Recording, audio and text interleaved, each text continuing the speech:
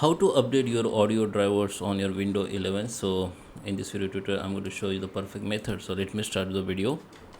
Okay, first come to the settings. Okay, just go to the settings and systems. Here window updates, and here make sure your window updates has been opened. Okay, or you can resume the updates. And now we need to go in control panel. Okay, make sure your window update has been enabled.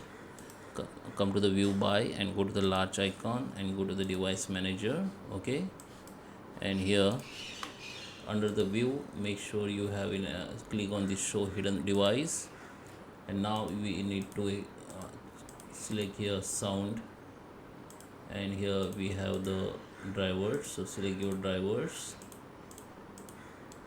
right click on and go to the update drivers. Okay, and here the HD audio drivers for audio. Okay, my current drivers is this ppin, and I need to just go to the update.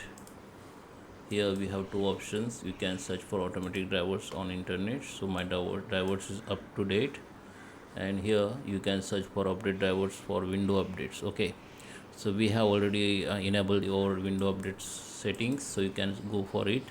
Is there any drivers updation, it will be installed here, or you can reinstall from your window files. Go to the browse manager, browse drivers on your computer, and here you can see the option called let me pick from list of available drivers on my computer. Just click on it.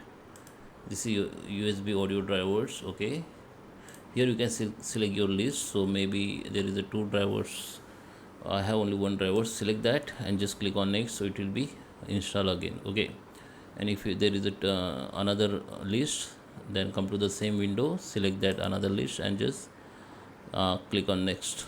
Okay, so that is how you can update your audio drivers on Windows 11. I hope you like this video. Please subscribe me. Thank you for watching.